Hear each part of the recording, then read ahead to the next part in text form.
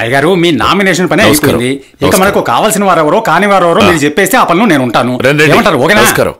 Sir, మిమ్మల్ని suspend చేసిన పార్టీలోకి మీరు మళ్లీ వెళ్ళడానికి కారణం మీరు చేసిన తప్పులు మాఫీ చేయించుకోవడానికా, లేక చట్టానికి దొరకకుండా పార్టీని అడ్డం పెట్టుకోవడానికా? మళ్లీ రాజకీయ ప్రవేశం ఎందుకంటే? పర్వాలేదే, మీరందరూ నా గురించి బాగానే ఆలోచిస్తున్నట్టున్నారు. అందరికీ నమస్కారం. నేనేం కావాలని వెళ్ళలేదు, వాళ్లే పిలిచి మరీ ఇచ్చారు. ఎందుకంటే పార్టీలో మాలాంటి సీనియర్స్ అవసరం ఎంతో ఉంది. అదే ఉంచమ్మా. అంటే ఈ ఎలక్షన్ లో మీరు గెలుస్తారనే నమ్మకం మీకుందా? దాంట్లో సందేహం ఏముందమ్మా. మీరు గెలిస్తే ఏ మినిస్ట్రీ తీసుకుందాం అనుకుంటున్నారు? విద్యాధికార శాఖ. విద్యాధికారి శాఖనా? అదేంటది? ఎందుకంటే విద్యాశాఖలో చాలా అవినీతి జరుగుతుంది, దానిపైన ఒకరుంటే మంచిదని. ప్రస్తుతం పోటీ చేస్తున్న ఈ క్యాండిడేట్ ఆస్తుల విలువ 1000 కోట్ల పైనే ఉన్నప్పటికీ ఈయన నామినేషన్ పత్రంలో చూపించిన ఆస్తి విలువ 1,50,00,000 మాత్రమే. రాజకీయ నాయకులు ఎన్ని అబద్ధాలాడి మనల్ని మోసం చేస్తున్నారో దీని ద్వారా అర్థమవుతుంది.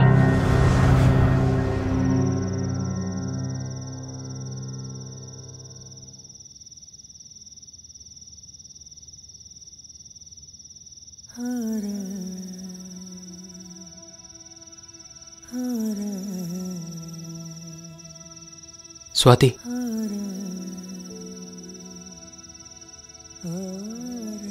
ఎందుకు బాధపడుతున్నావు? ఏం లేదు. ఎరా, మీటింగ్ పెట్టుకోవడానికి వేరే ప్లేసే దొరకలేదా నీకు? మాట్లాడుకోవడం కుదరదు, మందు కొట్టడం కుదరదు. ఎందుకురా మీటింగ్? రే, అర్ధరాత్రి ఇద్దరు మేడ మీదకి ఏం చేయడానికి వచ్చారా? Okay, thank you. విషయం ఏంటి మావా? ఎందుకు అందరూ రమ్మన్నావు?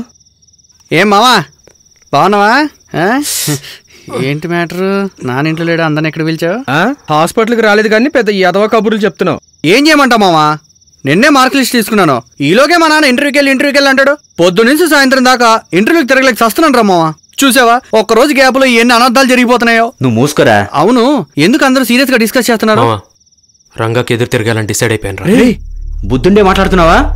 పోరా రే, నువ్వు బైక్ లోంచి పడితే దెబ్బలు తగిలేని అమ్మని నమ్మించడానికే నానా సంకల్ నాకేం. ఇప్పుడు రంగగారితో పెట్టుకుంటానంటున్నావా? ముందాడి నుంచి ఎలా తప్పించుకోవాలో అది ఆలోచించు. తప్పించుకోవాలనుకునేది మీరా శివానా? అలా మాట్లాడుకో, మా గురించి నీకు తెలీదు. మీ గురించి అనవసరం. అతను ఎంత దుర్మార్గుడో తెలుసు కదా. యాక్సిడెంట్ పేరుతో మా నాన్నని చంపేలేదు. చూడు స్వాతి, మేమేం ఆడికి భయపడి అలా మాట్లాడట్లేదు.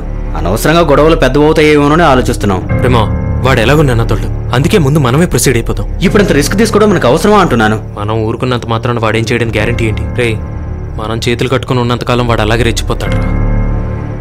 మనం ఏంటో చూపిద్దాం. రే మావా, ఏ రకంగా చూసినా భయంగా ఉందిరా. రోడ్డు మీద ఒకరిని చంపేస్తుంటే చూసి పారిపోయారు, ఓకే. ఆ తర్వాత ఆ టీ కొట్టు దగ్గర కూడా వెళ్ళట్లేదు. పోలీసులకి, రాజకీయ నాయకులకి, రౌడీలకి వాళ్ళందరికీ ఒకరంటే ఒకరికి భయం. కానీ మనకి వాళ్ళలో ఎవరన్నా భయమే. వాళ్ళ అవసరాల కోసం, వాళ్ళు పెరగడం కోసం వాళ్ళలో వాళ్ళే కొట్టుకొని చేస్తున్నారు. జనం మారాలరా. మామా, మనం ఇక్కడ చదువుకుని విదేశాలకు వెళ్లి అక్కడ డబ్బు ఇక్కడ పంపిస్తున్నాం. కానీ వాళ్ళు ఇక్కడ వ్యాపారం చేసి ఇక్కడ డబ్బు సంపాదించి విదేశాలకు పంపిస్తున్నారా? కరెక్టరా? రే మామా, నువ్వు వేసిన ప్లాన్ మిస్ కాకూడదురా. మనం ఇంత మాట్లాడుతున్నామే, దీని గురించి వాళ్ళు ఏమైనా పట్టించుకుంటారనుకుంటున్నావు? వాళ్ళకి అసలు మనం లెక్కలోనే లేవురా. వాళ్ళ దృష్టిలో మనం చేతకాని వాళ్ళం. మనం వాడికి భయపడుతున్నాం అనుకుంటున్నాడు. ఇప్పుడు మనం తిరగబడకపోతే వాడిని ఎప్పటికీ ఏం చేయలేం.